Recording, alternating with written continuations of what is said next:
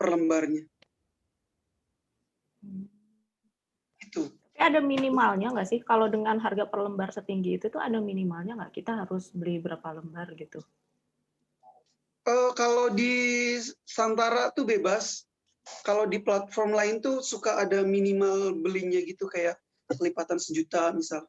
Kalau di Santara sistemnya dinamis gitu. Jadi biasanya pas awal-awal dibuka harga sahamnya sama, tapi paket belinya kalau di Santara dibikin dinamis. Jadi kalau hari pertama kita IPO mini ini, orang harus belinya tuh misal 2 juta.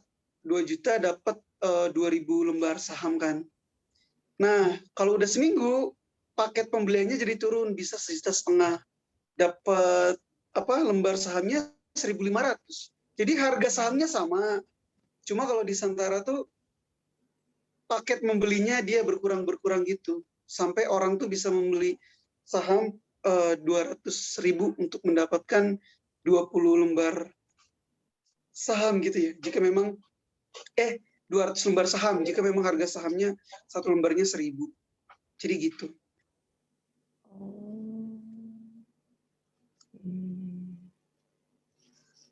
Kalau kayak pressure-nya gitu gimana Kang di Santara? Kalau kemarin kan ngobrol sama Mas Antonius tuh ya lumayan juga gitu, meskipun nggak ada ini ya, nggak ada kayak sanksi lah kalau ada kegagalan investasi. Kalau Santara tuh gimana Kang?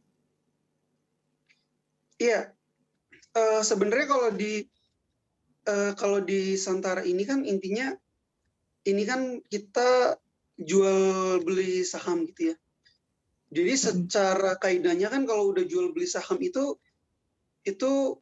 untung bareng rugi bareng. Itu kan istilah gampangnya kan untung bareng rugi bareng kalau udah mulai ke saham seperti itu. Nah, intinya kalau di Santara gitu ya, kalau bagi aku pribadi ya, yang penting kita sebagai perusahaan punya target yang jelas, pas uang ada, alokasi uangnya jelas, kita menuju ke arah pertumbuhan kemana targetnya jelas gitu. Ya itu sih, kita berpacu kepada itu, dan setiap pendiri perusahaan tuh harus sadar bahwa sekarang perusahaannya ada dimiliki pihak lain juga gitu, ada pihak retail, pihak orang perorangan, maka ya kita seoptimal mungkin untuk mencapai target gitu. Terus gimana kalau kita ternyata meleset gitu, kita hanya mencapai target hanya 50% dari apa yang ditargetkan bersama, ya secara hukum nggak ada permasalahan hukum gitu. Paling ntar tantangannya ya bisa ada kemungkinan gitu nilai sahamnya ntar turun pas di pasar sekunder kayak gitu. Kayak gitu sih. Dan kalau Santara tuh udah kayak bursa aja itu. Iya. Cuma kayak iya sih. Kayak IPO versi UKM lah gitu kan ya, sama aja kan? UKM betul. Kayak gitu. Oh. Gitu. Intinya ya tuntutan nggak ada. Intinya kalau kita proses bisnis dan proses pelaporan keuangan benar, kalau memang lagi kita tidak memenuhi target, ataupun mungkin ada juga sih beberapa perusahaan yang, kalau perusahaan kami sih profit namun memang tidak tercapai gitu targetnya gitu. Ada beberapa perusahaan yang lain bakal sampai rugi gitu, setelah diinvest malah rugi, terutama perusahaan yang ya food and beverage gitu, yang banyak cabang gitu kan. Itu ya udah gitu. Yang rugi paling ya saat rugi gitu, rugi besar kayak gitu, paling ntar minta diaudit, paling investor retailnya minta perusahaan tersebut untuk diaudit gitu sih. Maksudnya keuangannya gitu. Kalau memang rugi, kalau memang karena kondisi bisnis normal, karena permasalahan bisnis, persaingan usaha, ya udah nggak ada yang bisa dituntut.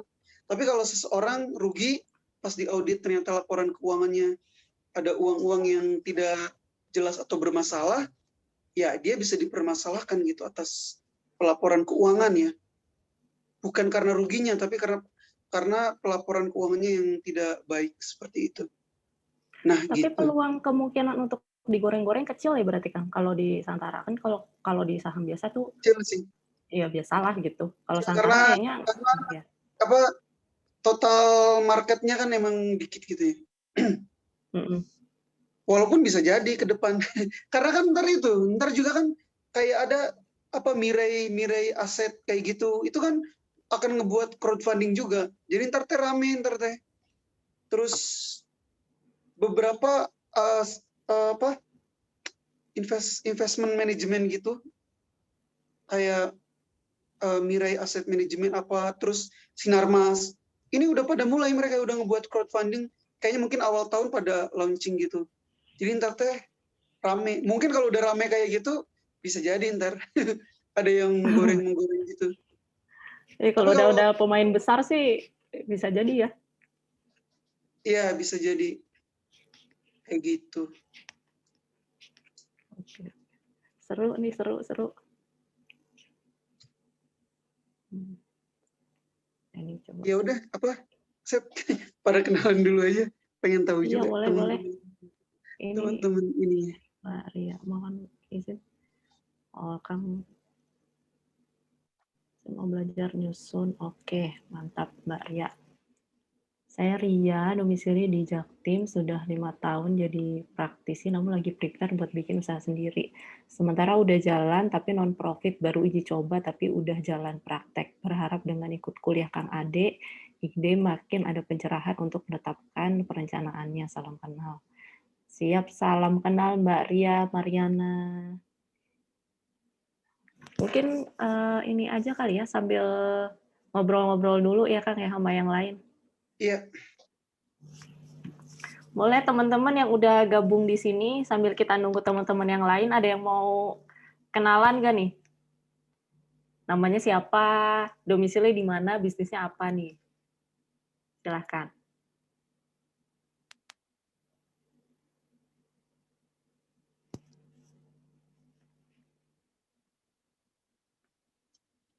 Belum mulai aja experience Kang Ade sudah daging. Belum mulai aja experience Kang Ade udah daging semua. Top Parkoto. Mas Bob ingin belajar buat pitch deck, mau belajar masukkan proposal kalau ada contoh pitch deck-nya. Siap, nanti di sharing ya Mas Bob untuk contoh pitch deck-nya. Oh, ada Mbak Afni. Saya Afni, disabilitas yang tidak jelas bicaranya. Saya pernah jadi peserta ide bisnis disabilitas Asta Startup. Saya ingin belajar membuat pitch deck. Izin tidak menghidupkan kamera. Oke, siap, nggak apa-apa Mbak Afni.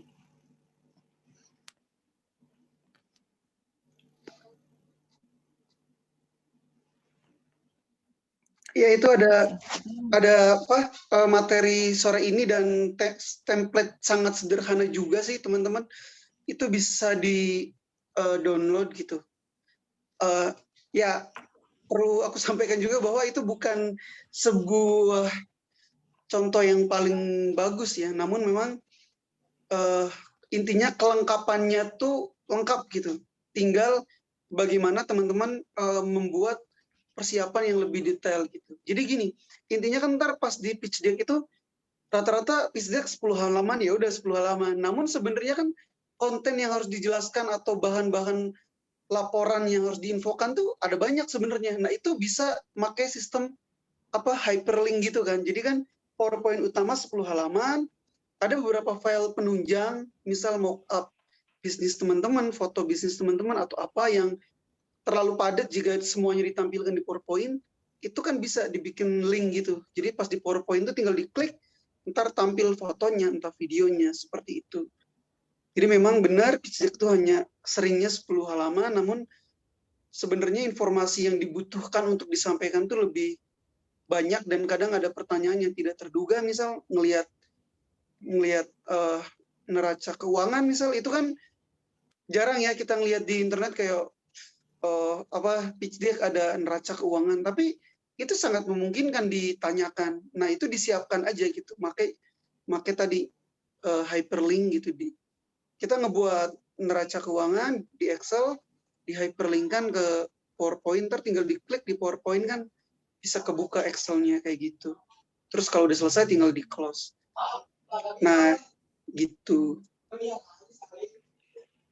Intinya ada contoh yang aku kirim ke chat, Itu bukan yang paling bagus, bukan yang paling lengkap, namun intinya unsur-unsur pentingnya udah ada semua. Selanjutnya tinggal teman-teman bisnisnya jenis apa, hingga penekanan isinya tiap orang, tiap jenis bisnis pasti akan berbeda.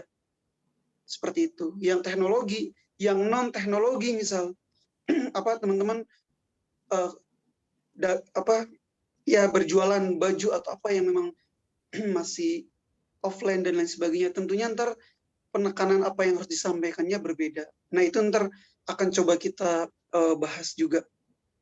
Teman-teman yang usahanya aplikasi kayak marketplace, dengan teman-teman yang usahanya jualan baju di platform orang, di Shopee misal, atau di Instagram, atau jualannya di toko gitu. Nah, itu ntar indikator penekanan ke investornya hal-halnya berbeda gitu. Ya, ntar kita bahas juga saat sudah mulai.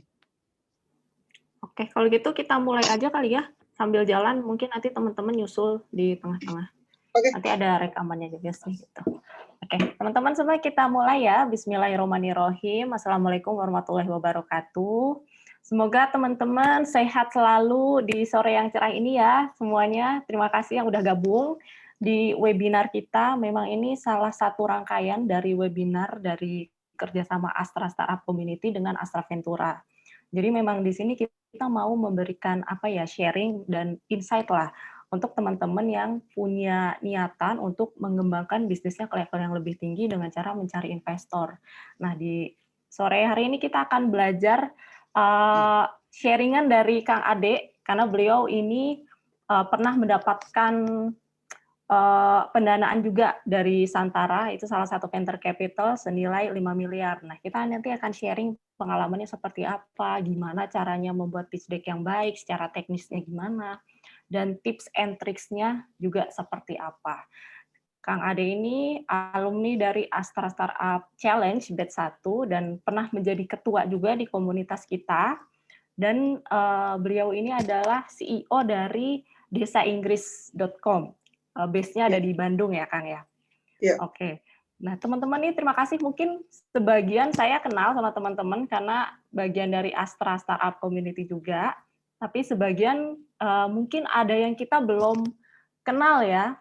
Jadi mungkin teman-teman yang dapat info dari Instagram di sini, mungkin ada yang mau sharing sebentar nih, 1-2 teman-teman, bisnisnya apa, base-nya di mana, dan harapannya apa nih, silakan.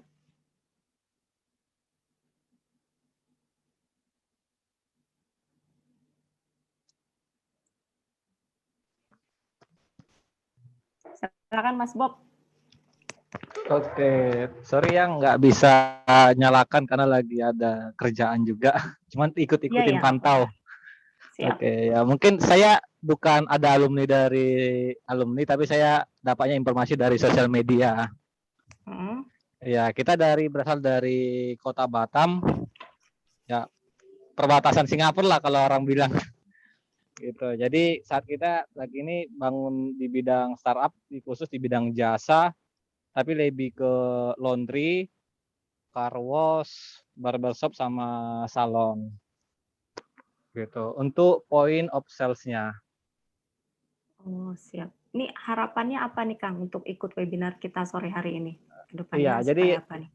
Iya, jadi memang mau belajar sih dari akang-akang ini semua, karena saya masih pemula juga gitu. Tapi ya alhamdulillah kita perusahaan juga masih tahap early stage lah, masih bootstrap. Jadi masih banyak belajar melihat para senior-senior itu aja sih. Kayaknya udah senior nih Mas Bob nih. Enggak, masih baru karena kita masih early lah, belum. Cuman kita semenjak pandemi kita memang lebih ke banyak langsung garap langsung ke UMKM-nya, khusus di bidang jasanya gitu. Oke. Nanti Mas Bob juga mungkin kalau mau gabung nih dengan komunitas kita, teman-teman yang lain juga, kita lagi buka pendaftaran di Astra Startup Challenge. Jadi nanti ikut dulu kompetisinya Astra Startup Challenge. Kalau masuk, nanti kita bisa gabung di komunitas. Nah, salah satu manfaat lebih dari komunitas itu yang pasti kita punya kesempatan yang lebih banyak ya untuk kegiatan seperti ini, dan ada lebih banyak lah kegiatan kerjasama kita dengan venture capital dari Astra juga dan bentuk kerjasama yang lainnya gitu. Jadi sekilas info aja buat teman-teman. Nanti infonya kita share juga di Instagram. Jadi kalau teman-teman berminat, ikutin aja terus sosial media kita. Nanti kita akan update terus. Kita juga akan roadshow ke beberapa kota untuk cari teman-teman peserta baru gitu. Oke, sebelum kita langsung masuk ke pembahasan kita hari ini ya mengenai bimbingan teknis pembuatan pitch deck sama Kang Ade, mungkin kita sedikit mendengarkan sambutan dan suntikan semangat sore dari Ketua Umum Astra Startup Community kita ya, Mas Aktur Riang Pratama. Silahkan Mas Aktur, Mas Riang. Halo Mas Riang, apa kabar? Assalamualaikum. Halo, Assalamualaikum semua. Waalaikumsalam. Kang Ade. Ya, Waalaikumsalam. ya saya habis ngisi sama Gojek nih langsung disotodong. Luar biasa ketum kita ini. Oke, semangat pagi semua teman-teman. Salam kenal yang bukan dari internal ASC ya. Semoga bisa gabung di ASC Community tahun inilah. Karena kita saat ini sudah buka open pendaftaran untuk ASC Batch 6. Kang Ade, nanti Bandung Kang Ade, insya Allah. Mohon dibantu. Ya, ya nanti database-nya apa dan lain ya. Jadi buat teman-teman semua mungkin lagi pada sibuk tapi tetap kita follow up konfirmasi Kang Ade. Ini bagi teman-teman yang sudah gabung ini ilmu yang mahal, saya bilang kenapa? Karena ini Kang Ade pelakunya begitu. Kan banyak mungkin ilmu-ilmu yang kita baca buku apa tapi bukan langsung pelakunya, mungkin mereka belajar, dan ini Kang Ade sudah dapat investasi yang cukup gede. Dan saya pun pribadi usaha makanan pun lagi belajar sama Kang Ade supaya bisa dapat investasi gitu. Jadi buat teman-teman dimanfaatin baik-baik, betul-betul. Kang Ade ini open baik sekali. Saya tahu beliau senior saya, ketua ASC pertama juga. Jadi manfaatin betul ilmu yang akan dikasih sama Kang Ade. Tanya aja semua. Beliau kalau ilmu nggak pelit kok. Tanya aja sampai detailnya begitu. Mungkin itu saja dari saya. Sukses selalu semua teman-teman di kondisi saat ini. Insya Allah kita bisa sama-sama lah melewati kondisi pandemi ini dengan lebih sukses dari sebelumnya. Oke. Assalamualaikum. Waalaikumsalam warahmatullahi wabarakatuh. Siap, terima kasih ketum kita yang keren banget. Baru nge-live sama GoFood ya, langsung masuk ke webinar sini. Sukses terus Tum ke depannya Tum. Oke teman-teman, mungkin untuk mempercepat waktu kita langsung aja masuk ke sesi sharing kita sama Kang Ade Suyitno, CEO dari Desa Inggris, dan juga yang pernah mendapatkan pendanaan dari Santara sebesar 5 miliar. Ini seperti apa sharingnya dan pengalamannya ya. Silahkan Kang Ade. Sep yang jadi host bisa share materinya. Oh iya. Mbak Ina ya hostnya ya? Aku di chat udah kirim link itunya juga. Bisa di-download PDF-nya. Oke, Mbak Ina bisa dibantu, Mbak? Ya, Mbak. Mbak Ina hostnya ya? Iya, betul. Ya, bisa dibantu, Mbak, ini untuk bahannya Kang Ade ya? Yang katanya udah di PDF-nya. Google Drive-nya ada di chat nih. Udah ngechat juga ke Mas Arif juga. Yang PDF. Soalnya aku live pakai HP. Oke, sebentar ya. Oke. Atau aku sambil prolog dulu aja gitu ya, sambil boleh kan. Oke, teman-teman, Assalamualaikum warahmatullahi wabarakatuh. Selamat sore bagi teman-teman wirausaha semuanya. Ya, intinya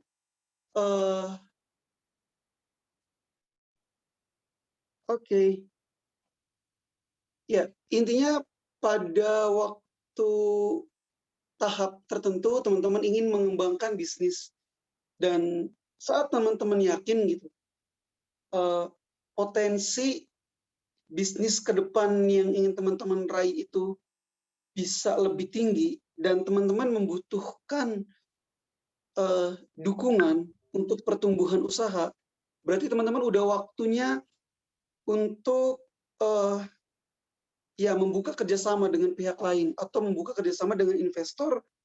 Berapa dan apa aja kebutuhan yang teman-teman dibutuhkan untuk investasi tersebut, bisa uang, bisa juga berupa dukungan bimbingan.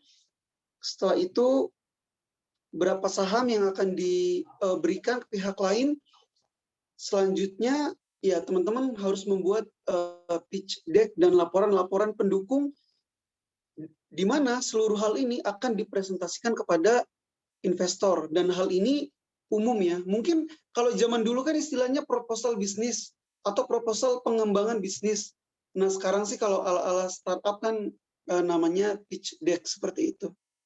Mungkin teman-teman juga udah pernah ngebuat proposal bisnis, nah itu tinggal dikembangkan aja. Oke, seperti itu. Jadi menurut saya sih, walaupun teman-teman sekarang, saya baru mau nyari investasi Januari 2022, dari sekarang tetap harus dipersiapkan jauh-jauh hari, karena nggak bisa dalam waktu sehari 2 hari seperti itu ya, jika memang kita mempersiapkan dari nol gitu. Kayak gitu. Mungkin bisa butuh waktu sebulan sampai 2 bulan gitu untuk persiapannya. Bahkan lebih saat proses penyempurnaan informasi. Lanjut.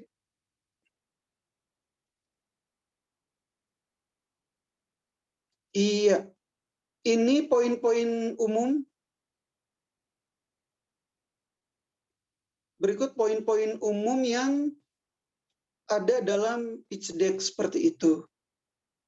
Jadi teman-teman yang berbasis usahanya teknologi ataupun yang non teknologi itu ya tetap bisa gitu menggunakan flow ini seperti itu, menggunakan alur ini seperti itu. Iya, mau teman-teman yang produk, teman-teman yang jasa, teman-teman yang teknologi, teman-teman yang tidak berbasis teknologi, jualan makanan, pakaian, itu bisa menggunakan flow ini saat mau persiapan untuk mencari investasi. Selanjutnya.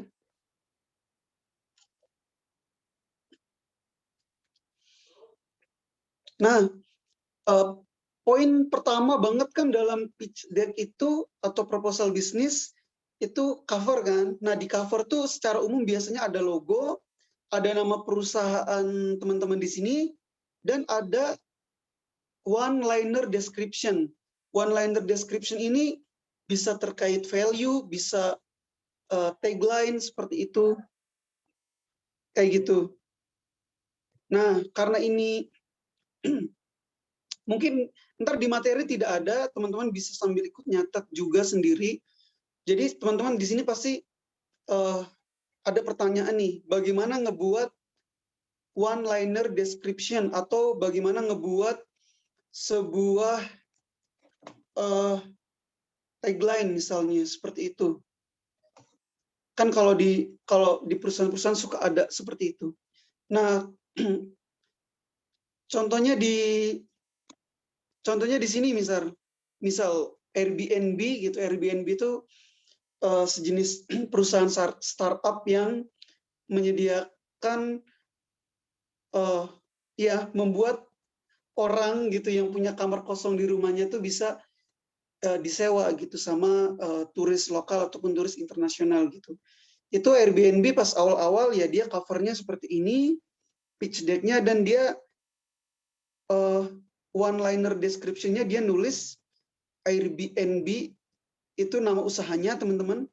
Kemudian dia nulis di sini book rooms with locals rather than hotel. Jadi Airbnb waktu itu pertama kali one-liner description-nya dia jadi mereka tuh pengen Airbnb itu menjadi aplikasi untuk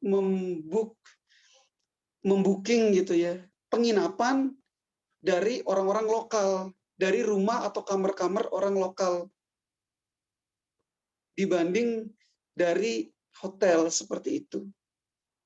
Nah, gitu contohnya teman-teman. Nah, kemarin aku habis pelatihan juga kan dengan Pak Subiakto. Ini mungkin bisa dicatat juga, tidak ada di PowerPoint.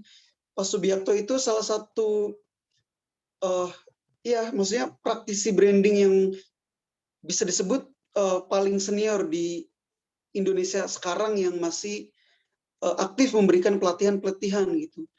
Pak Subiakto tuh yang nge-branding kayak McDonald, Kopiko, Kopi ABC, Bank BCA, Bank Mega di awal-awal seperti itu yang nge-branding juga Pak SBY gitu. Pas 2004 hingga bisa jadi presiden itu Pak Subiakto, teman-teman.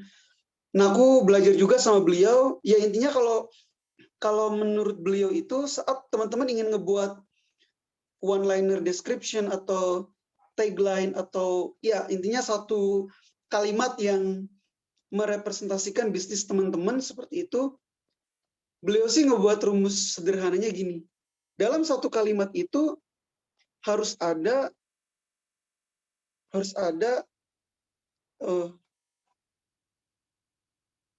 konsumen tuh mendapat apa, bisa fungsi, bisa value produk atau jasa ya, sehingga konsumen menjadi apa. Jadi seperti itu teman-teman. Jadi jadi satu kalimatnya tuh konsumen tuh dapat layanan apa dan konsumen sehingga menjadi apa saat mengkonsumsi produk atau jasa teman-teman seperti itu. Makanya Airbnb ini pas awal-awal kan dia tagline-nya seperti ini ya. Itu makin ke sini tuh dia ganti lagi kan Airbnb itu. Pas dia awal-awal fokus ke ini ya, ke fitur kan book room, membooking ruang kamar gitu. Sekarang dia udah nggak ini lagi gitu, lebih ke value-value umum gitu. Kalau misal lembaga saya gitu ya, khususan bahasa Inggris gitu, hasil diskusi dengan Pak Subiaktonya menghasilkan akhirnya tagline kami yang awalnya random aja gitu. Tagline awal-awal itu pas setelah pelatihan akhirnya lembaga kami ngambil ininya tagline-nya let's speak confidently seperti itu. Jadi ayo kita ngomong dengan percaya diri seperti itu. Jadi dalam satu kalimat itu mencerminkan ya konsumen bahwa kalau kursus di tempat kami ya mereka akan langsung belajar ngomong, hayu ngomong gitu, ayo ngomong. Tujuannya apa? Ya supaya orang-orang teh sehingga dia menjadi percaya diri gitu dalam berbicara bahasa Inggris misalnya. Seperti itu, teman-teman contohnya. Itu memang bukan proses yang singkat ya, teman-teman, namun bisa dipelajari seperti itu. Dan kemarin saya belajarnya di Pak Subiakto terkait branding seperti itu. Nah, seperti itu caranya. Jadi sekali lagi teman-teman yang mungkin waktu itu pernah ngebuat tagline-nya asal jadi aja dulu, yang penting ada maknanya. Nah, coba dirapihkan lagi, yaitu konsumen mendapat value apa atau fungsi apa, dan konsumen akan menjadi apa, seperti itu. Menjadi bahagia, menjadi percaya diri, menjadi mudah dalam mengerjakan sesuatu. Nah, seperti itu. Lanjut, di halaman selanjutnya itu adalah di halaman kedua, biasanya hal-hal yang terkait problem seperti itu. Nah, dalam problem ini intinya target konsumen yang teman-teman incar itu, mereka tuh punya masalah apa sih? Punya kebutuhan apa seperti itu? Dan seberapa penting masalah itu? Jika diperlukan, dikasih penjelasan juga gitu. Apakah udah ada solusi saat ini yang sedang berjalan dan mengapa solusi saat ini kurang berhasil seperti itu. Nah, kayak gitu. Ini contoh misal yang contoh sebelah kanan yang bawah, teman-teman. Sebelah kanan yang bawah, ini juga ntar di belakang ada referensinya juga sih. Saya ngereferensi salah satu startup ini, intinya startup ini tuh ingin menyediakan, dia tuh kayak marketplace, tempat wisata, tapi si tempat wisatanya itu khusus untuk pemilik anjing dan anjingnya gitu. Seperti itu. Jadi dia menyediakan tempat wisata, atraksi-atraksi ataupun tempat untuk di mana pemilik hewan peliharaan anjing dan anjingnya itu bisa beraktivitas di sebuah tempat tuh yang layak gitu untuk hewan peliharaan seperti itu. Tidak hanya di taman yang umum gitu. Nah, ya dia di sini mengangkat permasalahan bahwa ya sejauh ini hanya ada informasi-informasi umum aja gitu. Belum ada yang adanya hanya sejenis blog-blog informasi aja gitu. Belum ada tempat yang spesifik seperti itu. Nah, contohnya seperti itu, teman-teman. Jadi di bagian problem ini intinya ada masalah apa sih di konsumen yang pengen teman-teman selesaikan gitu. Ada keinginan atau kebutuhan apa dari sisi konsumen. Jujur aja ya teman-teman, pada akhirnya karena teman-teman di sini tidak hanya usahanya tidak hanya teknologi, ada juga perusahaan yang non teknologi, hingga ya teman-teman harus bisa membuat kategori gitu. Layanan atau produk teman-teman mana sih yang kategorinya memenuhi kebutuhan gitu, mana yang memenuhi keinginan seperti itu, mana produk atau jasa unggulan seperti itu yang premium, mana yang memang untuk target pasar tertentu seperti itu. Dan mereka tuh ada masalah apa seperti itu. Oke. Terkait yang problem silahkan jika ada yang ditanyakan. Kita langsung tanya jawab per sesi aja. Nah, di bagian problem silahkan teman-teman jika ada yang ditanyakan bisa langsung klik di unmute dan silahkan berbicara. Bisa terkait yang page yang awal ataupun yang terkait page yang kedua ini. Mungkin teman-teman juga bisa raise hand aja ya. Jadi sambil mengalir aja gitu ngobrolnya. Kita jadi ntar tanya jawabnya per slide aja, dan teman-teman karena ini ada unsur bimbingannya juga, jadi ya kalian sambil coba coret-coret aja gitu ya. Kalau dapat inspirasi atau apa langsung tulis. Kalau ada yang bingung bisa langsung ditanyakan seperti itu. Biar lebih bisa langsung dipraktekkan seperti itu. Oke, silakan jika ada yang ditanyakan.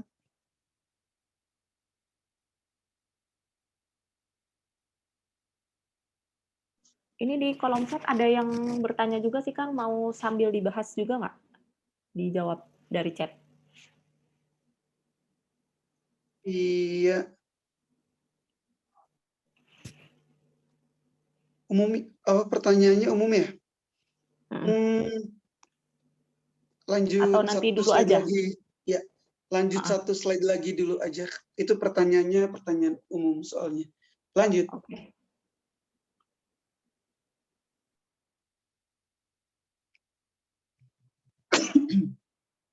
Iya, halaman selanjutnya yang solusi.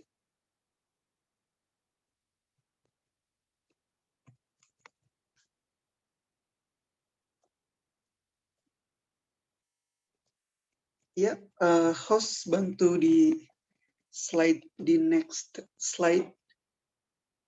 Nah, jadi teman-teman di sini materi selanjutnya itu terkait solusi gitu. Apa yang teman-teman solusikan atas permasalahan ini. Contoh gini, teman-teman. Contoh kayak tempat usaha yang kayak aku dan tim jalani itu adalah ngebuat tempat kursusan bahasa Inggris plus asrama gitu, ada asramanya. Jadi teman-teman harus ketahui gitu. Jadi intinya sejenis model kampung Inggris atau belajar kursus plus asrama itu sebelum Indonesia merdeka sudah ada konsepnya di kota-kota pendidikan, salah satunya Cambridge dan Oxford seperti itu. Kebetulan aku pernah berkunjung juga gitu, pernah riset juga gitu ke Cambridge-nya. Jadi intinya udah dari dulu gitu konsep kursusan berasrama. Bahkan asal teman-teman tahu, English First, EF gitu. Itu konsep awalnya tuh kursus bahasa Inggris plus asrama. Cuma entah gimana ceritanya mereka nyampe di Indonesia menjadi kursusan biasa. Padahal mereka pas sejarahnya tuh penyedia kursus plus asrama. IF itu, seperti itu. Bahkan IF juga ada juga di Cambridge gitu. Pas saya beraktivitas di situ gitu. Nah, jadi dan orang-orang kaya di Jabodetabek itu sebenarnya udah terbiasa mengirim anaknya saat musim-musim liburan untuk belajar bahasa Inggris plus asrama di luar negeri kayak Malaysia, Singapura, Australia ataupun ke Inggris. Nah, itu bagi kelas atas kan. Itu kan bagi kelas menengah dan bawah, mereka juga kan ingin gitu belajar bahasa Inggris berbasis asrama supaya terjadi akselerasi pembelajaran, supaya belajarnya itu intensif, supaya belajarnya bisa dipraktekkan dalam kehidupan sehari-hari. Kenapa masuk ke sini? Karena ada problem di kursusan yang belajarnya singkat, yang belajarnya hanya sejam sehari, habis itu kita pulang. Ada permasalahan juga dalam pembelajaran kursus online bagi siswa yang memang secara karakter pembelajarannya tidak bisa online seperti itu. Ada juga karakter konsumen yang butuh belajar secara cepat karena dia ingin segera keluar negeri. Maka permasalahan-permasalahan tadi itu solusinya mereka butuh kursus yang intensif, yang berasrama. Akhirnya solusinya ya menyediakan layanan kursus yang ada asramanya, yang belajarnya setiap hari full day. Seperti itu, teman-teman. Contoh masalah dan solusi. Walaupun apa yang aku sampaikan belum detail, belum terbuka semuanya, tapi intinya seperti itu dan itu juga harus di riset dengan baik seperti itu. Oke, Mbak Ina boleh di halaman selanjutnya? Iya. Nah, akhirnya di bagian solusi ini, teman-teman sampaikan. Usaha kamu, kalau yang berbasis teknologi, mungkin kalian sampaikan, teman-teman sampaikan, teknologinya apa, fitur unik teknologinya, aplikasinya apa aja. Konsumen dapat value apa sih saat menggunakan aplikasi kamu, jika yang teknologi. Nah, bagaimana yang tidak teknologi? Bagi teman-teman yang tidak teknologi, ya jelaskan bahwa teman-teman menyediakan sebuah layanan yang layanan ini tidak ada dalam orang yang usahanya lain seperti itu. Contoh kayak aku dan tim gitu, membuat kursus plus ada layanan asramanya. Jadi mereka kursus dapat praktik juga dalam kehidupan sehari-hari seperti itu. Berarti aku memberikan solusi bagi teman-teman yang ingin belajar bahasa Inggrisnya tuh terjadi percepatan gitu. Saat di kursusan umum belajar bahasa Inggris hanya 1 jam atau 2 jam per hari, di tempat kami bisa 10 jam, bahkan 24 jam gitu. Pas lagi tidur aja mungkin mereka tidak menggunakan bahasa Inggris. Tapi di luar itu mereka bisa mengaplikasikan bahasa Inggris. Mungkin di momen tertentu ada bahasa Indonesianya seperti itu. Nah, contohnya seperti itu. Itu kan akhirnya sebuah solusi gitu. Solusi membuat kursus bahasa itu ada asramanya seperti itu. Fiturnya apa aja? Karena berasrama ada praktek keseharian, ada pengawas yang mengawasi keseharian belajar bahasa Inggrisnya, praktek di luar kelas, praktek di dalam kelas. Itu kan kayak fitur-fiturnya kan seperti itu kan. Walaupun usaha saya bukan teknologi secara penuh ya teman-teman ya. Ada unsur teknologi yang aku dan tim terapkan tapi lebih ke marketing dan branding. Proses pelayanan konsumen kami tetap muka untuk saat ini. Walaupun kami juga lagi bergerak ke online juga seperti itu. Nah, seperti itu teman-teman. Oke, kita coba jawabin yang pertanyaan dulu ya. Dari atas Ria Mariana mau belajar nyusun usaha jasa layanan terapi dan belajar untuk anak-anak berkebutuhan khusus. Iya, jadi intinya kebetulan kita sejenis nih Mbak, maksudnya usahanya di bidang pendidikan gitu. Intinya Mbak sekarang berjalan non-profit kan? Mbak sekarang berjalan non-profit gitu. Paling yang ingin aku tanyakan seperti ini gitu. Saat Mbak berjalan non-profit gitu kan, akhirnya bisa berkembang optimal nggak usahanya? Apa kegiatan sosial Mbak tuh akhirnya kan bisa jadi banyak kendala-kendala yang harusnya bisa berbuat lebih jadi tidak bisa berbuat lebih. Maka Mbak dan tim jalan tengahnya adalah membuat unsur sosial dan unsur bisnis beriringan seperti itu. Jadi Mbak misal ngebuat sebuah proposal khusus gitu. Mungkin bisa jadi namanya lain gitu. Nama apa? Iya, nama ininya lembaga pendidikan untuk anak berkebutuhan khususnya tuh namanya lain gitu. Deket-deketan misal sama yang sosial ini, atau mungkin bisa beda tempat juga seperti itu, namanya dibikin beda, terus ya udah jalankan sebuah konsep bisnis profesional gitu. Karena entar konsepnya sosial dan bisnis gitu ya, berarti ntar Mbak harus memikirkan harus ada potensi pendapatan. Pendapatannya bisa dari donatur, bisa juga subsidi silang. Misal ada anak berkebutuhan khusus dari orang kaya, ya mereka diarahkan untuk berdonasi uang lebih gitu. Bagi anak-anak berkebutuhan khusus yang kurang mampu, ya mereka yang mendapatkan gratis seperti itu. Seperti itu sih Mbak. Jadi itu intinya bisa-bisa aja dijadikan usaha, bahkan ada kok gitu sekolah-sekolah sejenis ini seperti itu. Dan memang ya diperbolehkan di Indonesia gitu. Kita membuat usaha dalam bidang pendidikan, namun intinya kan tinggal kita targetnya ke siapa gitu. Berarti kan kalau berbayar ya targetnya berarti orang tua yang punya anak berkebutuhan khusus namun dia mampu secara ekonomi seperti itu.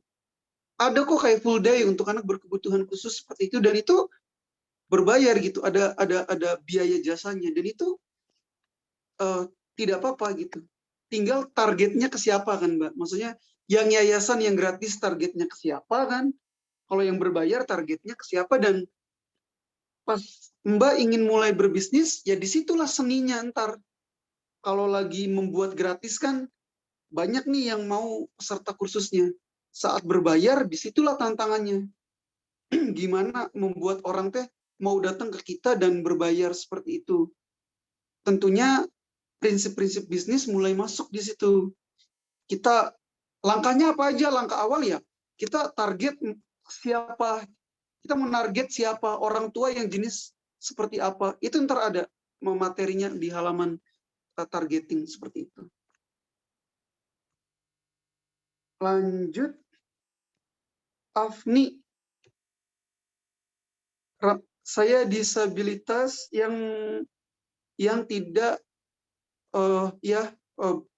yang tidak jelas bicaranya. Saya pernah jadi peserta ide bisnis Astra Disability yang startup, ingin belajar membuat pitch deck. Oke, ya tidak apa-apa sambil ikut mendengar ya. Oke, lanjut. Bob udah tadi. Afni, bagaimana cara membuat RAB yang baik? Kebetulan untuk sesi hari ini kita belum ada penjelasan materi detail terkait RAB. Namun intinya teman-teman, yang harus teman-teman pahami dulu kan saat yang terkait RAB gitu ya. Yang harus teman-teman pahami kan intinya terkait RAB itu gini. Teman-teman mau ke arah mana sih si perusahaan ini? Perkembangannya, pertumbuhannya. Misal kalaupun tidak harus ngomongin jumlah uang, misalkan jumlah konsumen deh. Misal teman-teman karena produk teman-teman, layanan teman-teman, jasa teman-teman bagus, teman-teman bervisi saya ingin mempunyai 5.000 konsumen per tahun. Saat ini teman-teman hanya bisa 300 orang per tahun. Padahal targetnya 5.000 tuh. Yang teman-teman bisa tebar manfaat dari layanan atau produk yang teman-teman buat. Berarti kan ada gap tuh menuju 5.000 dari 300. Di situ, jika teman-teman udah punya konsumen yang jelas, pendapatan yang jelas, dan target meraih konsumen baru tadi yang jelas, maka dibuatlah kebutuhannya. Kebutuhannya apa aja? Oke, mungkin kita nggak bisa langsung 5.000. Mungkin tahun depan kita target ingin mendapatkan konsumen sejumlah 2.000 dari yang awalnya 300 konsumen. Untuk mendapatkan 2.000 konsumen itu butuh biaya pemasaran berapa? Butuh biaya modal operasional pembuatan produk atau jasa berapa? Butuh uang untuk menambah karyawan, berapa karyawan, berapa gajinya, berapa jumlahnya. Butuh beberapa hal unit ya yang standar dalam perusahaan teman-teman ya, ada operasional, produksi, pemasaran, sumber daya manusia, ada pemasaran, ada branding, seperti itu. Ada distribusi dan lain sebagainya. Itu butuh uang berapa saat teman-teman supaya bisa melayani 2.000 orang. Jadi cara membuat RAB yang benar itu, pertama, kalian tentuin dulu targetnya, mau ke arah mana, mau ke jumlah angka berapa, menuju angka itu akan diraih berapa lama waktunya, butuh uang berapa, butuh dukungan yang bukan uang tuh apa aja, terus dibagi-bagi. Kalau uang, ya uangnya dibagi gitu. Butuh dana investasinya akan dialokasikan kemana aja. Itulah cara ngebuat RAB yang betul seperti itu. Dan hanya teman-teman sendiri yang tahu, yang sesuai di bidang bisnisnya seperti itu. Karena orang yang ahli di bidang bisnisnya aplikasi mungkin akan berbeda dengan teman-teman yang usahanya pendidikan tatap muka seperti itu. Gitu. Jadi teman-teman tadi flow-nya ya yang terkait RAB seperti itu. Satu pertanyaan lagi, habis itu kita lanjut. Bob, kapan waktu kita mulai diinvest capital venture? Kriterianya apa aja yang perlu diperhatikan? Perusahaan yang belum profit tapi ada growth. Nah, jadi kapan waktu kita mulai bisa diinvest? Ya hanya teman-teman sendiri yang bisa menjawab. Intinya saat teman-teman udah mulai punya produk atau jasa yang jasanya tuh udah mempunyai konsumen yang loyal, udah mulai meningkat terus tuh konsumennya, walaupun profitnya masih tipis, tapi tingkat transaksi dan tingkat konsumennya bagus, dan teman-teman melihat punya potensi untuk terus berkembang, bertumbuh perusahaannya, mengembangkan dan memperluas pemasaran, ya disitulah bisa dilihat teman-teman mulai butuh. Dan hanya teman-teman sendiri yang tahu waktunya. Wah, ini saya udah mulai waktunya butuh nih diinvest seperti itu. Setelah itu kriteria apa aja? Kalau kriteria dari capital venture, kriterianya ya semua hal yang ada dalam pitch deck ini itu hal yang penting seperti itu. Semua hal yang ada di pitch deck yang lagi kita diskusikan. Namun saat apa yang paling penting gitu? Apa yang paling penting ya menurut saya adalah solusi dan masalah solusi dan masalah atau istilahnya product market fit atau services market fit-nya tuh tepat gitu. Kalian membuat layanan atau produk dan ketemu konsumen yang tepat. Habis itu traction kalian atau pertumbuhan perusahaan kalian entah dari transaksi ataupun dari revenue terus meningkat, ataupun jumlah konsumen atau jumlah user terus meningkat, yaitu hal yang paling penting. Product market fit sama sama tadi apa yang udah kamu capai gitu, traction, entah jumlah konsumen, jumlah user, jumlah transaksi dan pertumbuhannya bagus. Namun saat ditanya berbagai hal pentingnya, ya semua yang ada dalam pitch deck ini penting semua. Oke, kita lanjut ke materi selanjutnya. Nah, ternyata ada beberapa teman-teman di sini juga yang baru mau memulai bisnis. Dan ada juga beberapa teman-teman di sini mungkin yang lagi terjadi kesulitan pemasaran di era pandemi ini. Namun asal teman-teman tahu, beberapa analisis dan beberapa guru-guru saya gitu yang saya ikuti gitu, entah pelatihannya, entah Instagramnya gitu, itu semuanya berkesimpulan akhir tahun ini, bahkan mulai dari Oktober itu ntar akan terjadi ini permintaan yang sangat gede-gedean gitu di berbagai jenis usaha, dan teman-teman harus siap-siap secara produksi dan harus siap-siap secara pemasaran supaya menangkap semuanya itu gitu. Kalau dari aku dan tim sih udah kerasa banget sih ininya growth per bulannya gitu. Peningkatannya udah sangat signifikan gitu. Dan ternyata beberapa guru atau mentor saya dalam bidang bisnis gitu, beliau pun mengungkapkan hal yang sama dan teman-teman juga harus siap. Oke, intinya teman-teman yang udah mulai usahanya harus siap-siap nih menangkap new normal ini yang baru beneran akan terjadi ya kemungkinan besar Oktober dan selanjutnya gitu. Karena ada faktor vaksin kan. Karena ada faktor vaksin, semuanya udah mulai menuju normal seperti itu. Nah, teman-teman yang udah mulai bisnis atau teman-teman yang udah mulai bisnis, bisa saat kalian ngerasa mentok pemasaran, bisa mulai dilihat-lihat lagi tuh, direnung-renungkan lagi terkait segmentasi, targeting, sama positioning seperti itu. Bagi teman-teman yang baru mau mulai usaha juga sama. Teman-teman harus mempelajari banget apa itu segmentasi, targeting, dan positioning seperti itu. Intinya kalau target customer kan intinya teman-teman yang bisa menjawabnya sendiri. Panduan pertanyaannya adalah siapa yang akan membeli produk kita? Semakin spesifik, semakin bagus untuk usaha-usaha yang baru mulai. Seperti itu. Misal kayak lembaga aku dan tim gitu ya, lembaga kursusannya, kami baru sadar gitu, apa yang disampaikan oleh guru-guru dalam bidang bisnis itu betul. Pas kita memulai bisnis, usia berapa target konsumen kamu?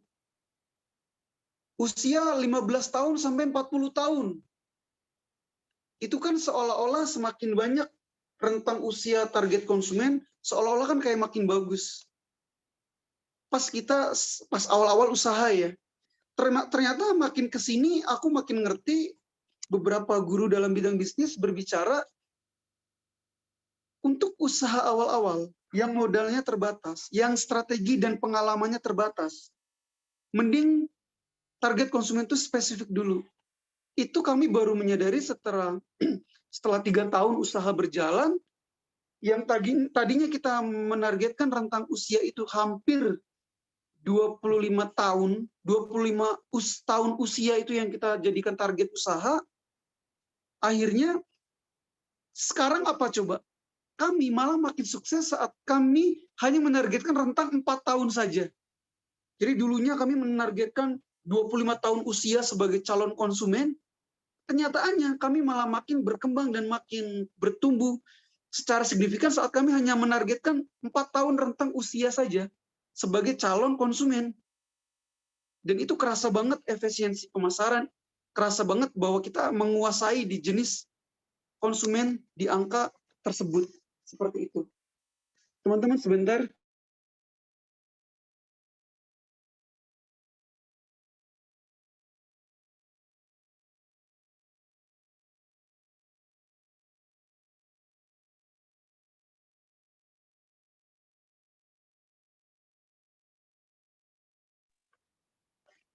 Iya, jadi seperti itu teman-teman.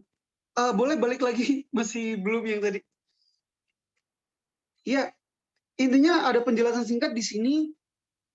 Segmentasi pasar itu adalah memilah pasar atau konsumen tadi tuh yang sangat banyak banget itu tuh dikelompokin coba menjadi sesuai demografi, geografinya, psikografi, dan perilakunya.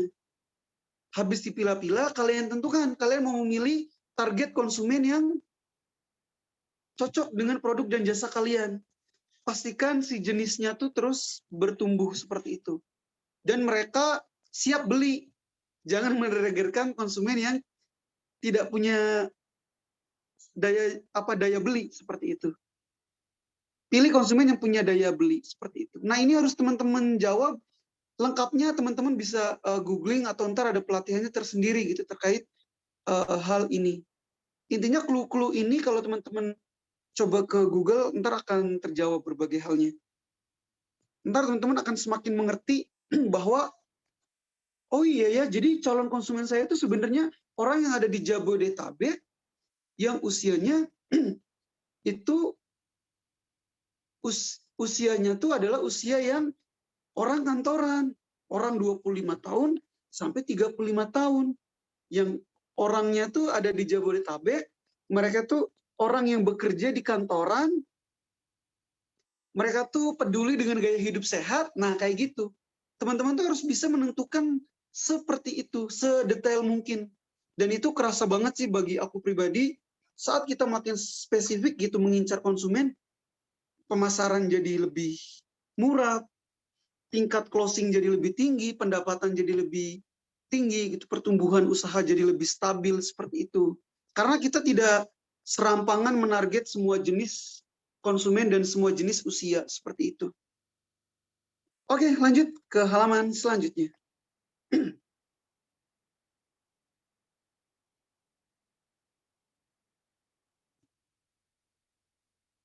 Nah, selanjutnya teman-teman harus dihitung. Coba teman-teman googling gitu. Harus pintar-pintar nge-googling, teman-teman harus menentukan berapa sih akhirnya total pasar yang ada tuh berapa gitu di Indonesia. Contohnya gimana? Contohnya misal ada teman saya yang ngebuat aplikasi untuk supaya UMKM tuh melakukan perhitungan akuntansi keuangan harian dan transaksi mudah misal. Terutama yang restoran. Ada teman saya namanya, dia aplikasinya iResto kayak gitu. Ya berarti total addressable-nya adalah jumlah rumah makan dan restoran dan kafe yang ada di Indonesia, seperti itu.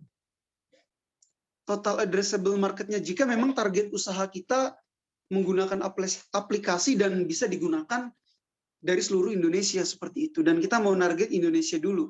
Atau bisa jadi gitu, kita mau targetnya total addressable market-nya skala yang lebih kecil gitu, tidak langsung nasional. Itu juga bisa saja seperti itu. Terus berikutnya teman-teman harus menentukan pasar yang tersedia yang dapat dilayani. Pasar yang tersedia yang dapat dilayani itu gini. Oke, kita ngebuat aplikasi untuk mempermudah restoran dalam menghitung transaksi dan mencatat keuangan harian beserta yang terkait bahan baku.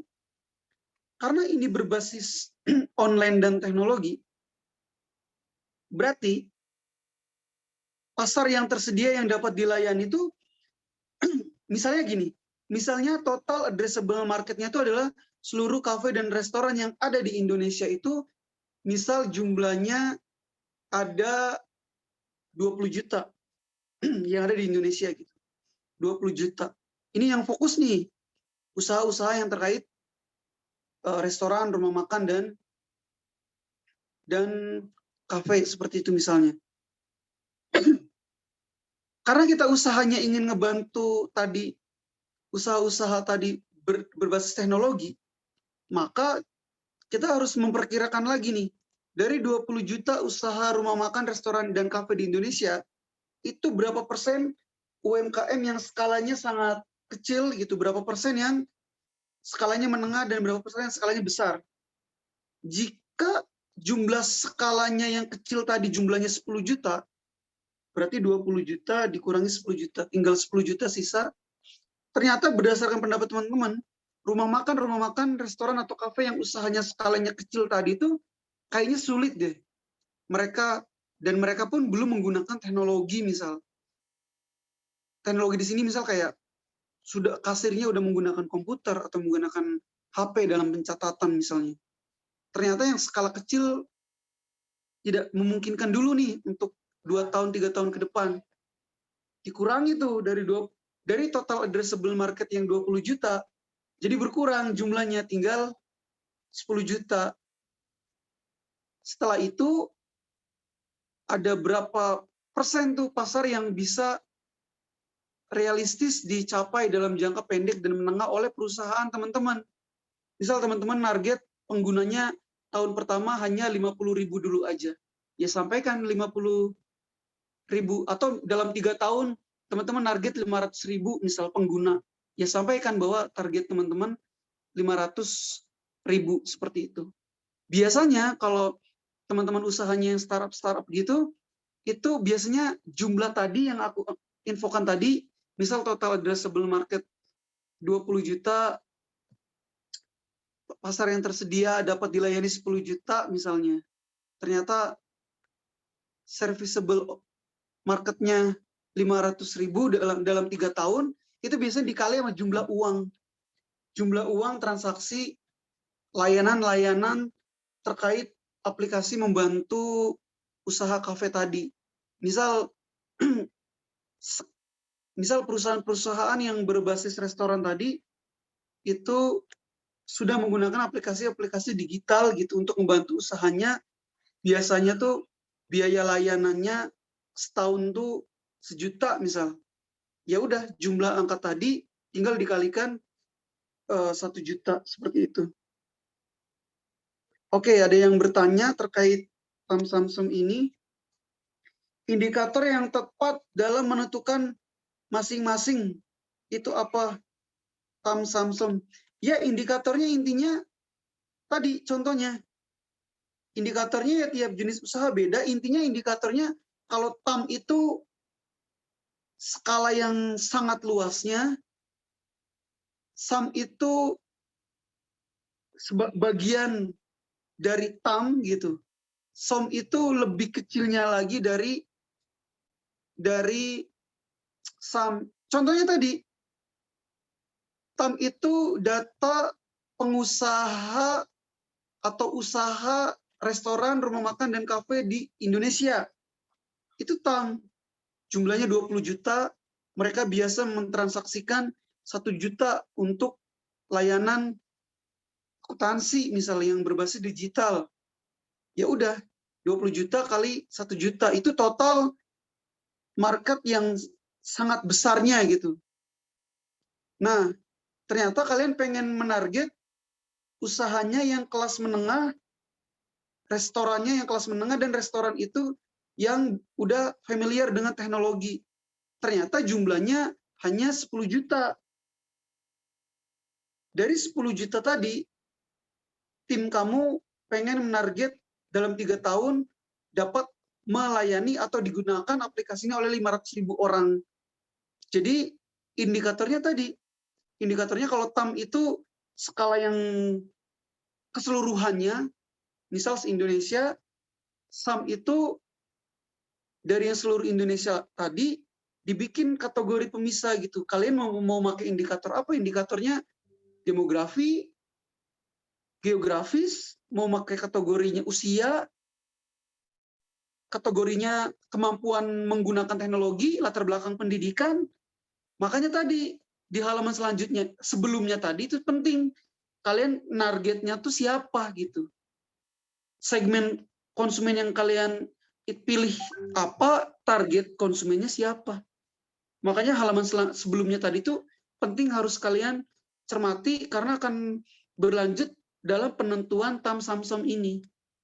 Gitu, guys. Lanjut halaman selanjutnya.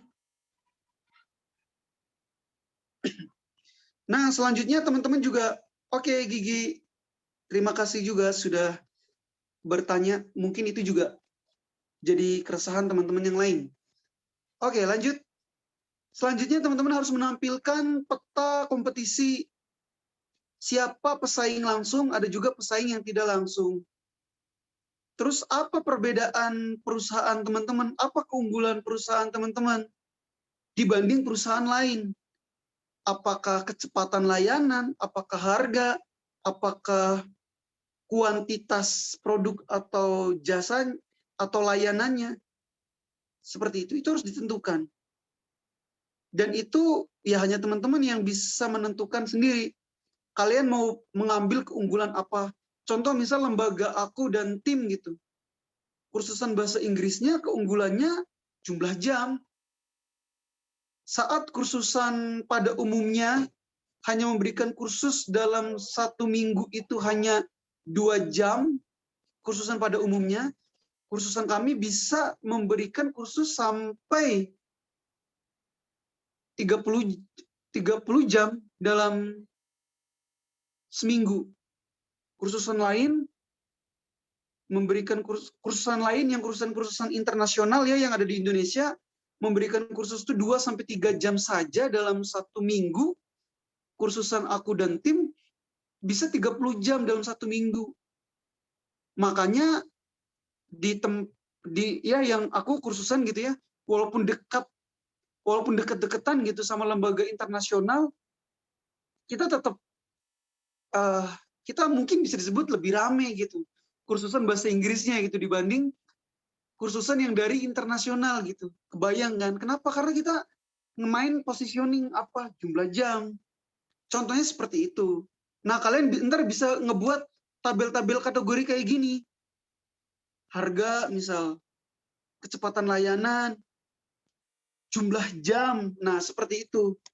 Kayak gitu contohnya. Keunggulan-keunggulan seperti itu yang membuat kalian ntar akan bisa berkompetisi. Contohnya ya yang real ya, aku dan tim gitu. Saat dikelilingi banyak lembaga pendidikan bahasa skala internasional gitu. Tingkat jumlah konsumennya gitu. Itu bahkan jauh banget gitu. Kami cukup tinggi gitu, seperti itu. Nah, kenapa? Karena tadi kita main positioning gitu. Kita membuat sebuah keunggulan yang membuat ya udah gitu, kita berbeda gitu. Kursusan itu mah akan membuat kamu belajar bahasa Inggris 3 jam seminggu, di kursusan saya 30 jam 1 minggu. Nah, contohnya kayak gitu. Oke, guys, kayak gitu. Jadi caranya tuh kalian harus menentukan keunggulan apa yang ingin teman-teman buat, terus bagaimana teman-teman bisa masuk di pasar yang udah ada, dan bagaimana teman-teman bisa bertahan di pasar tersebut. Oke, selanjutnya. Nah, tadi Mas Bob yang di awal bertanya kan, data-data apa aja yang bisa kita tampilkan kepada investor. Data yang bisa ditampilkan tuh kayak jumlah konsumen. Makanya data konsumen harus dirapiin nih teman-teman. Alamatnya, namanya, dan lain sebagainya itu datanya harus dirapikan ya. Pertama, jumlah konsumen. Kedua, setelah jumlah konsumen, kedua, kalian bisa menampilkan juga jumlah traffic yang ada di website atau sosial media, di Instagram misalnya. Kemudian teman-teman juga bisa memperlihatkan total pendapatan, revenue. Seperti itu. Teman-teman juga bisa menginformasikan jika memang teman-teman bisa menguasai pasar regional gitu. Seperti itu. Misal kayak ya usaha aku dan tim gitu. Saat ini bisa dibilang ya terbesar di Jawa Barat seperti itu. Untuk sebuah jenis usaha yang memberikan kursus plus asrama, untuk kategori kursus dan asrama gitu. Karena kita bisa melayani hampir 400 orang gitu dalam sebuah bulan yang ramai gitu. dalam bulan teramai seperti itu. Dan ya kayak gitu contohnya. Jadi penguasaan pasar regional itu juga boleh disampaikan seperti itu. Untuk kategori yang spesifik usahanya kayak kita, kayak gitu. Terus kalau teman-teman mendapatkan penghargaan atau liputan-liputan dari media, itu juga bisa menjadi penilaian. Jadi teman-teman bisa mendekati gitu kan kayak wartawan atau apa, dan ya supaya usaha teman-teman diliput seperti itu. Atau ada juga yang berbayar gitu supaya bisa diliput seperti itu. Ada juga yang berbayar supaya diliput, dan ya dicoba semuanya gitu supaya teman-teman bisa diliput di media-media nasional seperti itu. Intinya ada yang memakai pendekatan personal ke wartawan, ada juga yang berbayar gitu ke wartawan. Sebenarnya pendekatan personal pun tetap harus ada yang dibayarkan ke wartawan kan, karena kan wartawannya harus datang, ada transportasi, ada seenggaknya ada akomodasi kan. Jadi intinya tetap akan berbayar seperti itu. Atau jika teman-teman di sini ingin diliput secara berbayar, coba teman-teman bisa buka, ada namanya Aku Digital. Jadi Aku Digital tuh dia mempertemukan kita yang pengen diliput dengan wartawan-wartawan lembaga besar gitu kayak Republika, Liputan6.com, Detik. Ya, seperti itu. Ada namanya Aku Digital. Aku Digital Jasa Liputan Media gitu. Ketika jadi Google ntar juga ketemu. Teman-teman bisa tuh pakai jasa itu supaya teman-teman bisa bertemu dengan wartawan dan kalian bisa diliput di media massa yang terpercaya di Indonesia. Tempo, Republika, Kompas. Iya, iya seperti itu. Media Indonesia dan masih banyak lainnya. Terus kalau teman-teman udah profit, bisa juga teman-teman menyampaikan profit. Oke, seperti itu. Ya, sampai sini silakan dulu jika ada yang ditanyakan. Seti boleh masuk. Kita, aduh, tadi baru jawab nyampe mana ya? Tadi tuh baru jawab terkait Sampai Bob ya? Sampai Bob kalau nggak salah tadi. iya yang Mas Bob. Fajrin yang RAB tadi. Oh iya, RAB udah. Oh berarti ini Ria Mariana. Iya, oke, boleh Seti, boleh bantu di rangkum. Kak, aku tuh jualannya jualan jasa dari berbagai spesialis, dokter, subspesialis tenaga kesehatan, guru khusus, coach khusus, yang menangani individu berkebutuhan khusus di Jakarta. Sejak lahir hingga dewasa, ada layanan yang perlu diberikan dan perlu dikembangkan terus. Namun dari dulu selalu terngiang-ngiang bahwa pendidikan itu nggak boleh dibisnisin. Tapi setelah 5 tahun praktisi di Jakarta dan jadi pegawai di salah satu lembaga, menemukan masalah bahwa perlu di-manage sedemikian rupa karena layanan berbagai spesialis untuk individu berkebutuhan khusus di Jakarta ini menjadi kebutuhan. Banyak yang butuh layanan ini, namun biasanya manajemen memiliki individu tertentu perorangan. Sehingga aku ingin belajar gimana perencanaan agar layanan jasa ini menjangkau lebih banyak orang dan bisa ngebantu lebih banyak orang lebih baik. Aku kerja di lembaga yang profit, Kang. Nah, aku bikin sendiri tuh yang non-profit buat penelitian sendiri, buat trial aja. Iya, Dan bisa jalan, alhamdulillah. Namun ya itu karena kita yang punya individual tentunya beda dengan usaha yang dimiliki barengan, di mana diharapkan bisa menjangkau lebih banyak orang. Oh, masih panjang, Kang. Masalahnya, umumnya bisnis ini dimiliki perseorangan tertentu sehingga menjadi sangat terbatas. Tertantang sekali untuk membuat pengaturan sedemikian rupa agar bisa ngebantu orang lebih banyak, namun juga tidak rugi, misalnya diri sendiri atau pihak lain. Atau tergantung pada donasi atau subsidi silang seperti konsep yayasan, karena ada kebutuhan apalagi di kota besar. Layanan individual sangat dibutuhkan dan terbukti dari pengalaman 5 tahun praktisi bahwa memang kebutuhan sangat tinggi pada layanan ini. Tentunya perlu penelitian supaya apa yang kita pikirkan dan niat baik kita sampai ya kan ke investor agar investor yakin bahwa layanan dan pengembangan layanan menjanjikan dan bagus untuk diinvest. Tidak hanya dari aspek kemanusiaan tapi dari aspek bisnis dan pengembangan layanan. Alhamdulillah ada acara ini, jadi udah mulai ngotret bikin draft, gak cuma keinginan. Terima kasih ya Kang udah meluangkan waktu. Oke. Terima kasih. Ya, jadi menurut saya sih itu bisa jadi salah satu peluang juga gitu ya. Menarik. Jadi intinya yang aku tahu gitu ya, teman-teman yang berkebutuhan khusus itu biasanya dibantu oleh, kadang ada psikolog klinis gitu kan ya. Ada juga memang guru pendidikan luar biasa itu ada, kayak di UNJ atau apa, guru untuk bisa jadi personal trainer tuh, guru pendidikan siswa berkebutuhan khusus. Ada psikolog klinis, ada guru, terus ada juga tempat pendidikannya kan untuk teman-teman berkebutuhan khusus, ada juga dokter yang menangani hal itu. Jika Mbak coba ngebuat sebuah usaha gitu, isinya tuh usahanya misal ya kayak usahanya tuh bisa menjembatani gitu orang tua yang butuh, anaknya butuh personal trainer atau butuh konsultasi personal yang datang ke rumah misalnya, dan Mbak juga mempertemukan dengan orang-orang yang tadi ya, guru pendidikan khusus, psikolog klinis, apa-apa, Mbak bisa menyambungkan dua hal tadi, yaitu sebuah jenis usaha yang menarik juga menurut saya. Investornya siapa? Investornya bisa jadi gitu. Orang tua yang punya anak kebutuhan khusus dan mereka kebetulan ya orangnya kaya seperti itu. Dan itu mereka pasti sangat tersentuh gitu, dan mereka pasti siap untuk menginvest gitu. Seperti itu. Tinggal Mbaknya difikirkan gitu. Mbak cara mendapatkan pendapatannya bagaimana gitu. Apakah ya kan sama kan Mbak, kayak misal kayak sama kan kayak itu apa namanya?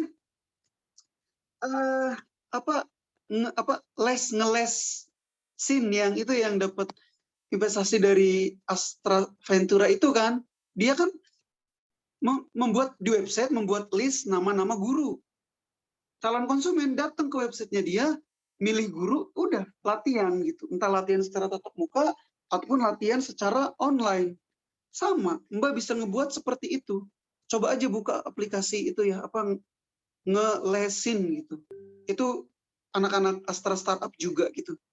Tapi Mbak spesifik untuk mempertemukan orang tua yang anaknya punya kebutuhan khusus, pendidikan khusus, dengan ahli-ahli yang bisa memberikan layanan pendidikan khusus. Itu hal yang menarik, dan nggak apa-apa itu ada biaya layanannya. Kenapa? Karena jika semua serba gratis, rada berat juga ya untuk kita memberikan pelayanan terbaik seperti itu.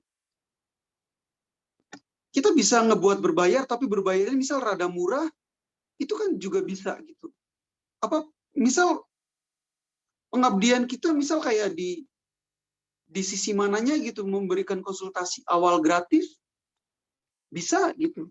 Jadi layanannya berbayar tapi kayak pas konsultasi awal gratis, itu juga kan sebuah, jadi pengabdian sosial kita di sisi konsultasi gratis. Pas mereka meminta layanan personal asisten, ya harus berbayar seperti itu. Karena kan pihak lainnya juga kan butuh transportasi, butuh dibayar jasanya. Jadi sangat bisa dan dilanjutkan Mbak seperti itu. Mungkin ini, dan coba buat proposal bisnisnya gitu kan. Seperti itu, ngebuat website, terus mungkin website yang sederhana aja dulu. Ada kok website yang untuk menampilkan layanan-layanan gitu yang 2 juta, yang 2 juta sampai 5 juta ada. Beli yang murah-murah dulu aja, yang penting bisa terjadi transaksi gitu. Seperti itu. Oke, pertanyaan selanjutnya. Oke, semoga ngejawab ya Mbak Ria. Oke, pertanyaan ini Gigi. selanjutnya. Kak, saya Gigi Gigi izin bertanya Gigi indikator yang... Oh, udah kejawab. Udah kejawab tadi. Iya, Mbak Ria, sama-sama terima kasih juga. Bagus pertanyaannya. Tetap semangat. Proposal bisnis tuh harus dibuat. Jadi saat ntar Mbak Ria bertanya harus mulai dari mana, langkah yang paling awal itu tadi. Mbak mau memberikan layanan, mau ngebantu siapa? Mau target konsumen siapa? Pastikan konsumen yang ditarget tuh mereka yang siap untuk bayar. Seperti itu. Habis itu tinggal ditarget lokasinya, misal Jabodetabek, apa seperti itu. Dan makin ke sini, Makin ke sini banyak jenis-jenis kebutuhan khusus dari seorang anak, itu makin banyak jenisnya dan makin banyak orang tua peduli untuk anaknya dapat treatment khusus.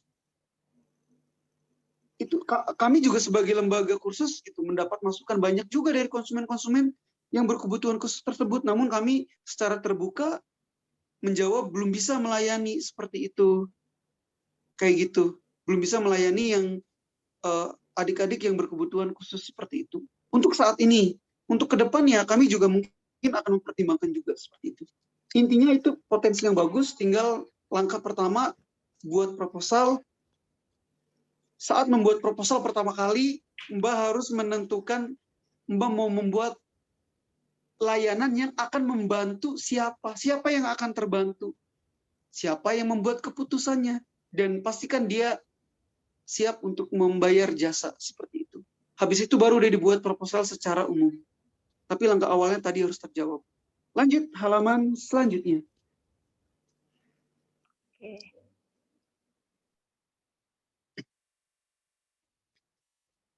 Oke, selanjutnya teman-teman harus menentukan teman-teman itu bagaimana cara mendapatkan pendapatan revenue itu, pendapatan umum ya, pendapatan kotor gitu ya, kayak omset gitu. Teman-teman gimana ngedapetin pendapatan dan bagaimana mendapatkan profit seperti itu, dari gimana gitu. Contohnya kalau teman-teman yang usahanya menjual pakaian, menjual makanan, berarti kan pendapatannya dari sales margin gitu, dari margin keuntungan penjualan gitu. Jadi misal Septi jual baju batik, berarti keuntungannya dari sales margin jika memang jenisnya jual beli secara umum seperti itu. Namun di Amerika makin ngetren nih. Misal Septi itu usahanya produk gitu, jas batik misal, atau baju batik formal yang mahal-mahal batiknya. Itu lagi ngetren di Amerika, makanya subscription. Tapi jas kalau di Amerika. Jadi kayak seseorang tuh bayar gitu ke Septi misalnya, bayar gitu kayak 500.000 sebulan, tapi aku tuh bisa minjem batik-batik yang mewah-mewah sebanyak 5 kali misal dalam sebulan. Kan jadi aku nggak misalkan orang-orang yang kerjanya sebagai tim pemasaran atau direktur-direktur kan butuh harus sering banyak pertemuan seperti itu, baik itu online maupun tatap muka. Masa bajunya itu doang? Kalau beli sering-sering beli juga berat juga uang. Nah contohnya gitu, itu juga menjadi ide yang mungkin ke depan juga akan makin banyak di Indonesia ya, subscription fee gitu untuk minjem baju. Bahkan mungkin ke depan juga kayaknya Grab gitu, mobil juga akan kayak gitu, dengan harga mungkin yang lebih murah ya, daripada kayak sekarang kan ada sih jasa-jasa sewa mobil sebulan 2 bulan, tapi bisa jadi Grab juga akan ke arah sana ke depan, namun kayak harganya mungkin akan lebih terjangkau gitu daripada rental-rental umum. Jadi kita tuh sewa aja gitu mobil setahun, mobilnya udah diasuransiin sama Grab misalnya, itu ke depan akan kayak gitu. Berarti kalau kayak gitu ntar subscription fee contohnya gitu. Terus commission fee contohnya apa? Commission fee itu contohnya misal contohnya Traveloka gitu. Traveloka saat kita transaksi beli tiket kereta api, ya Traveloka dapat komisi dari kereta api, seperti itu, komisi penjualan. Ya, kayak gitu teman-teman. Beda-bedanya. Teman-teman juga ntar harus bisa menjawab saat teman-teman dapat investasi akan seberkembang segimana gitu. Harus terukur angkanya, jumlah konsumennya, jumlah pendapatannya, seperti itu. Terus teman-teman juga harus menentukan nih, apa teman-teman jenis bisnisnya, bisnis to bisnis. Bisnis to bisnis tuh contohnya Tokopedia membuat Tokopedia Mall gitu. Jadi Tokopedia punya itu kan, punya konsumennya perusahaan juga gitu. Misal kayak Xiaomi bikin toko terpercaya di Tokopedia. Berarti kan itu Tokopedia menjalankan juga tuh unit bisnis to bisnis.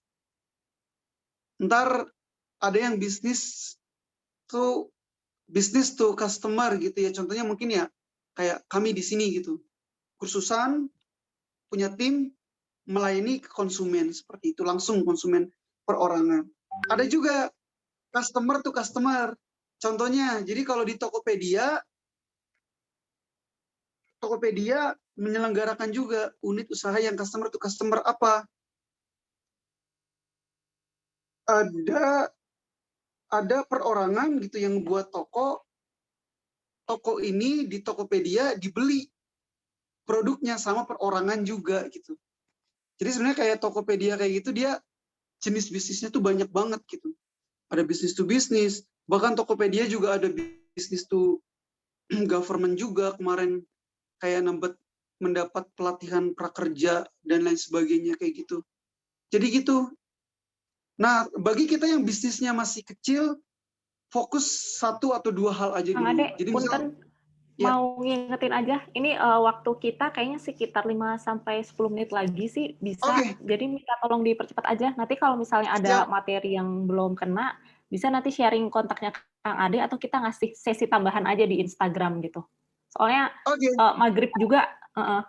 ya betul. Oke, lanjut. Oke. Halaman selanjutnya.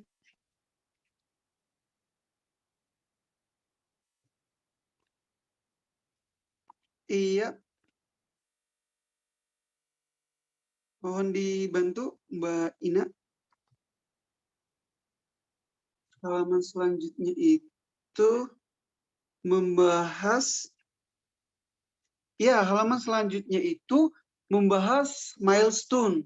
Milestone tuh jadi kayak teman-teman tuh sudah melakukan apa aja secara histori waktu dan ke depan mau melakukan apa. Sudah melakukan apa aja dan akan melakukan apa ke depan. Jadi misal kayak selama 2 tahun terakhir atau selama beberapa bulan terakhir bisa aja. Udah ngelakuin apa aja dan akan melakukan apa. Ya, Mbak, boleh di halaman selanjutnya. Nah, ini milestone. Jadi udah melakukan apa dan akan melakukan apa ke depan. Butuh dana berapa, target pencapaiannya apa aja. Mau misal gitu kan, 2 bulan kemarin kita udah meraih 100 konsumen. 5 bulan ke depan, per bulan kita pengen ngedapetin 100 konsumen per bulan kayak gitu.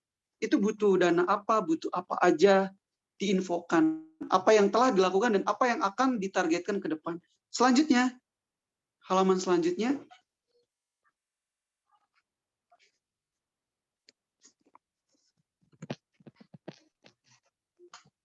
Iya, halaman, ya Mbak Ina boleh ke halaman selanjutnya. Halaman selanjutnya itu tim. Nah, teman-teman harus menginformasikan ke investor. Teman-teman harus sadar, investasi untuk perusahaan yang awal-awal, investasi yang untuk usaha awal-awal, investor itu lebih cenderung akan melihat orangnya. Kita mau naruh uang nih, mau naruh investasi ke siapa?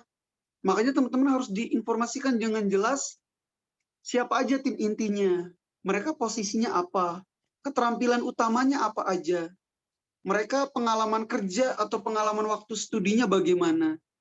Seperti itu. Oke, contohnya ada di sini, bisa dilihat. PDF ini juga udah ada teman-temannya. Tadi di chat, di room chat aku udah ngirim Google Drive, itu tinggal diklik, teman-teman masuk ke Google Drive, di-download aja. Lanjut, halaman selanjutnya. Nah, ini yang rada menantang. Harus teman-teman bisa jawab. Teman-teman butuh dana investasi berapa? Dana investasi tersebut tuh alokasi penggunaannya apa aja? Waktu dari penggunaan dana itu gimana? Yang penting, target hasilnya apa dari penggunaan dana itu? Apakah jumlah konsumen, apakah jumlah transaksi, jumlah revenue, apakah profit, ataupun kalau belum profit, apakah angka-angka lain yang bisa teman-teman informasikan. Kemudian sampaikan juga ke investor kebutuhan selain uang. Misal butuh investor salah satunya menjadi komisaris supaya kalian bisa dibimbing misal. Itu bisa. Kalian butuh pembina, butuh pembimbing, jadikan investor salah satunya menjadi komisaris seperti itu. Terus teman-teman juga harus menyampaikan ke investor kenapa investor harus investasi ke kalian sekarang. Kenapa harus investasi ke kalian sekarang? Ada apa gitu. Oke, seperti itu. Udah, ini teh halaman terakhir. Teman-teman silakan, ada 5 menit lagi berarti ya. Silakan jika ada yang ditanyakan.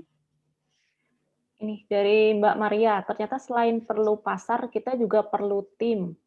Pantesan agak kusut, perlu tim. Catat tebal, note cerah sekali, Kang. Iya, betul. Jadi teman-teman biasanya minimal itu saat kita memulai usaha tuh minimal, intinya saat gini, mungkin saat teman-teman mau memulai usaha, 1 orang bisa jadi itu cukup untuk men-setting awal jika seseorang ini bisa men-setting berbagai hal. Perkembangannya minimal tuh ada 3 karakter atau 3 orang awal yang mewakili jenis usaha itu. Ada istilah kerennya tuh, ada yang berperan sebagai hipster, ada yang berperan sebagai hustler, ada yang berperan sebagai hacker. Jadi minimal tuh ada 3 orang. Walaupun pas awal-awal mungkin 1 orang oke, tapi minimal banget akhirnya sebuah usaha tuh ada 3 orang, yang 3 orang ini tuh karakternya tadi. Teman-teman bisa googling perannya, karakternya, keterampilannya apa aja. Yang menjadi hipster, hustler, sama hacker. Intinya sih kalau secara umum kan dalam usaha itu ada 1 orang yang memimpin. 1 orang yang memimpin ini fokus terkait pengembangan bisnis, rekrutmen karyawan, visi misi, arah, berhubungan dengan investor.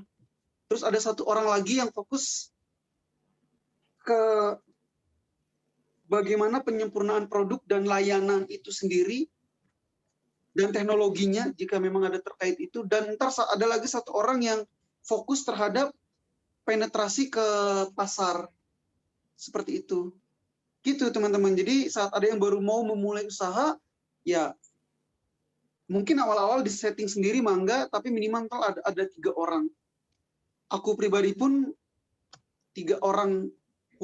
Waktu dulu gitu ya, belum tahu teori-teori kayak gini, aku dan tim juga emang udah 3 orang, dan 3 orangnya tuh beda-beda keterampilan dan jenis pekerjaannya. Awal-awal kita multitasking juga pas awal-awal gitu, multi job juga. Namun akhirnya kan saat kita berkembang, karyawan makin banyak ya, pekerjaan kita makin spesifik dan fokus. Tapi minimal tuh ya 3. Oke. Silakan jika masih ada yang teman-teman, ditanyakan. kalau masih ada yang mau sharing, boleh nih, masih ada 5 menit lagi. Kang, mungkin sambil nunggu nih, tadi nyambung dengan pertanyaannya Mbak Ria. Kan tadi yang aku tangkap kayaknya masih agak bingung karena bisnisnya itu semi sosial gitu kan, karena tadi dia bilang kalau pendidikan itu katanya tidak boleh dibisnisin. Nah, kalau kita udah bertemu dengan investor, itu benar nggak sih memang masalah pertama nomor 1 ya gimana caranya funding. Masalah kita ngomongin ini social business, ini bla bla bla, itu nomor 2 gitu. Benar nggak sih, Kang? Memang seperti itukah? Jadi tahapan yang tepatnya tuh gini, tahapan yang tepatnya tuh kan akhirnya kita sudah membuat perhitungan internal, kita udah butuh investasi, kebutuhannya sekian, targetnya sekian. Dan jenis usaha kita itu punya nilai bisnisnya ini, punya value bisnisnya ini, punya value sosialnya ini. Saat teman-teman sudah mengerti value bisnis kalian tuh mau ke arah mana, habis itu teman-teman pilih investornya. Ada loh angel investor atau venture capital yang unsur sosialnya tinggi. Contohnya teman-teman bisa googling, ada namanya Angin. angin akselerator sama angin inkubator bisnis, dia ntar akan mempertemukan kamu sama orang-orang yang berjiwa sosial juga. Jadi ada pengusaha-pengusaha besar gitu yang dia tuh siap naruh uangnya untuk usaha-usaha yang kontribusi sosialnya tinggi. Contohnya angin. Jadi coba ya, lebih tepatnya tuh, iya, angin angel investor namanya. Nah, ini info penting nih buat teman-teman. Jadi kayak usahanya Mbak Ria tadi, coba ngikutin pelatihan-pelatihan dari angin angel investor ketika jadi Google, ntar ketemu. Gitu. Ntar Mbak pas pelatihan atau pas presentasi ke investornya itu sangat senang kalau kita ngomong dampak-dampak sosial itu. Dampak bisnisnya oke, dampak sosialnya jalan, itu malah senang. Tapi ada juga jenis-jenis investor yang ya kita mau fokus ke pertumbuhan perusahaan, kalaupun ada dampak ya dampaknya tuh langsung ke masyarakat tapi lewat produk kita gitu. Jadi nggak terlalu ingin dipisahkan gitu dampak sosialnya itu. Misal kayak Tokopedia ya dia juga kan berdampak ke pelaku usaha-usaha perorangan. Berarti kan ada dampak sosialnya juga sebenarnya Tokopedia, walaupun bisa jadi Tokopedia saat investasi ke investor dia tidak terlalu menonjolkan dampak sosial ini gitu di beberapa jenis investor tertentu. Tapi saat Tokopedia tahu gitu ada beberapa jenis investor tertentu mereka akan membuat kita punya nilai tambah saat kita mengungkapkan nilai sosial, ya ungkapkan. Jadi tadi value perusahaan kita kayak gimana, cari investor yang sesuai dengan value dengan kita. Jadi seperti itu. Contohnya ya ini, angin angel investor ini dia fokus ke sosial bisnis. Atau mungkin Gitu. bisa juga kali ya Kang, kita bikin di mix and match gitu, mungkin ada layanan yang sifatnya sosial, nanti ada premium service yang berbayar gitu, mungkin bisa nggak sih Kang? Bisa seperti itu. Dan memang ya kita harus mengadakan yang berbayar ya untuk keberlanjutan hal. Kita kan, usaha kita kan memberikan bantuan lewat jasa atau produk orang lain dan bantuan layanan atau memenuhi keinginan konsumen supaya hal baik itu berkelanjutan ya harus ada pendapatan seperti itu. Makanya tidak apa-apa gitu membuat ada layanan berbayar seperti itu. Walaupun itu pendidikan seperti itu. Karena kan pasti ada jenis target konsumen tertentu yang dia siap membayar untuk jasa kita kayak gitu. Mungkin untuk yang berbayar itu ya untuk kalangan ekonomi menengah ke atas. Ntar untuk kalangan menengah bawah mereka bisa kita kasih beasiswa gratis. Aku dan tim di sini juga banyak memberikan beasiswa juga gitu. Kayak gitu contohnya. Oke, ini Gitu. mungkin 2 pertanyaan terakhir dari Mbak Ria juga. Ternyata selain perlu pasangan, kita juga perlu tim. Oh, ini udah tadi. Dari Mbak Afni, gimana tips mendapatkan tim yang solid, Kak? Saya buat tim tapi nggak berkembang. Iya. Silakan, Kak. Bagaimana ngebuat tim yang solid? Ada kalimat bagus nih.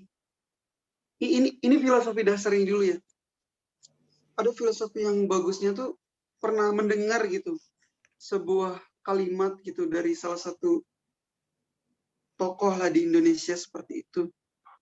Beliaunya pun ngambil quotes-nya dari psikolog internasional. Intinya orang itu pribadi itu tidak akan terus loyal dengan peraturan ataupun dengan orang. Tapi mereka itu akan loyal dengan cita-citanya. Maksud aku gini, misal kayak aku gitu. Akhirnya saat aku nyari tim pertama kali, aku tidak hanya memberikan gaji ke dia, apalagi gajinya waktu itu masih kecil. Aku juga memberikan saham ke dia. Kenapa? Karena kan impiannya orang gitu kan supaya ya punya saham, supaya perusahaan ini bertumbuh, dia juga ikut merasa memiliki perusahaannya tumbuh, kepemilikan dia dalam jumlah saham, nilainya semakin tinggi juga seperti itu. Dan ya akhirnya dia loyal dengan cita-citanya, yaitu ya dia juga memiliki perusahaan ini gitu dalam bentuk saham. Kayak gitu. Nah, terkait teman-teman gimana? Teman-teman juga sama seperti itu. Jadi teman-teman pertama harus nyari orang yang value-nya tuh sama dengan kamu. Value-nya value nilai gitu. Kedua, nyari orang yang punya keterampilannya itu dibutuhkan untuk perusahaan kalian. Ya misal kayak aku fokus terhadap pembuatan jenis produk, layanan, visi misi, pengembangan bisnis. Waktu dulu ya kan masih double pekerjaannya kan. Tapi aku rada kurang waktu itu marketing. Ya punya ilmunya lah, branding sedikit-sedikit. Tapi marketing secara praktis dan penjualan rada kurang. Akhirnya ya aku merekrut temen yang ahli marketing dan penjualan secara online seperti itu. Spesifik gitu. Dan ya kita bisa saling melengkapi gitu. Gitu. Cara nyarinya gimana? Teman-teman sering-sering aktif kalau ada pelatihan-pelatihan, seminar-seminar terkait kewirausahaan, terkait bisnis apa, aktif datang ke kampus-kampus. Kalau ada pelatihan-pelatihan digital marketing atau apa, ntar kalian akan menemukan terus banyak kenalan di situ. Ntar akan menemukan orang-orang dari situ. Jadi kalau tim awal sih upayakan kalian tuh bener-bener menemukan orang-orang yang tepat gitu secara value dan keterampilan. Jadi seperti itu. Oke, lanjut. Yang pertanyaan selanjutnya. Nyari tim kayak nyari jodoh juga kali ya Kang ya. Nyocok-nyocokinnya gitu. Betul. Jadi dia tuh harus menerima juga gitu kekurangan dan kelebihannya kita gitu. Termasuk ya aku juga di sini gitu tim awal gitu. Tim awal gitu di sini ya mereka juga pernah nggak gitu misal dikecewain oleh saya gitu sebagai pendiri yang pertamanya, pasti pernah mereka di sebuah momen gitu, atau mereka ngerasa ada ide atau masukannya kurang tertampung gitu oleh kita sebagai direktur utamanya, pasti mereka pernah kecewa atau apa, namun mereka mencoba mengerti juga gitu sifat kita, mereka nyari momen yang tepat hingga kita sebagai pemimpin juga akan diingatkan oleh mereka sebagai tim. Ya, kita harus menerima gitu. Jika memang masukannya sangat berarti, kita juga minta maaf ke mereka jika kita sempat mengecewakan mereka, dan ya gitu bener kayak pasangan. Harus saling memaafkan, saling mengerti, saling memahami karakter satu sama lain. Tapi kalau menurut saya kalau keterampilan kerja harus yang berbeda. Harus yang beda-beda gitu, keterampilan kerja dalam bisnisnya. Jangan sama semua, harus beda-beda. Gitu. Saling Selebihnya melengkapi bener gitu ya Kang ya. Iya. Walaupun terlepas itu ya harus dilakukan juga kontrak kerja ya teman-teman ya. Maksudnya tetap ada kontrak perjanjian sesama pendiri, kontrak kerja sesama karyawan baru tetap harus ada seperti itu. Gini, contoh kontrak kerja sesama pendiri itu gini. Teman-teman ntar akan menemukan juga entah kapan waktunya kalian akan menemukan sebuah masalah di mana ada tim kalian, tim awal gitu ya, terus ada tim awal kalian coba tiba-tiba ingin keluar aja. Nah, salah satu solusi dari saya misalnya gini teman-teman, kalian ngebuat startup awal-awal berisi 3 orang misal, terus kalian berusaha, tapi peran yang terbesar tuh kalian gitu, 1 orang. Orang-orang lainnya tuh orang-orang baru yang masuk menjadi tim. Pembagian sahamnya tuh misal 40, 30, 30. Tapi tambahkan juga misal perjanjian saham ini bisa baru dimiliki oleh teman-teman yang ada di situ saat sudah berjuang bareng 3 tahun misalnya. Karena jangan heran teman-teman, kita kan mendirikan startup nih pas awal-awal masih bootstrap gitu. Kita udah terlanjur ngebagi saham nih ke 3 orang, 40, 30, 30. 1 tahun perusahaan lagi kacau-kacaunya, belum berkembang karena kan nyari konsumen awal-awal kan rada susah, nyari investor awal-awal juga susah, belum berkembang, 1 orang pengen keluar, pengen bekerja di perusahaan orang lain, dan pengen ngebantu kaliannya tuh seadanya aja, tidak ngebantu secara full time gitu. Itu kan pasti bingung kalian. Lah, ini satu orang keluar. Padahal kita juga butuh orang untuk memanage usaha ini yang lagi kacau-kacaunya gitu. Kalau dia keluar, kita juga butuh merekrut karyawan baru. Kita nggak punya uang untuk merekrut karyawan baru. Satu orang ini enak aja keluar, tapi dia nggak mau ngelepas sahamnya. Nah, makanya ada satu tips sederhana, kalian coba lakuin itu. Bikin perjanjian kepada pendiri-pendiri perusahaan awal, saham ini baru kamu miliki setelah usaha kita tuh mendapatkan 1.000 konsumen misalkan. Atau saat usaha kita tuh mendapat investasi 1 miliar. Atau saat usaha kita berjalan 4 tahun. Jika kamu keluar sebelum target itu tercapai, saham kamu hangus atau dilimpahkan ke calon pendiri baru seperti itu. Itu ada MOU-nya jelas gitu. Kayak gitu sih, teman-teman.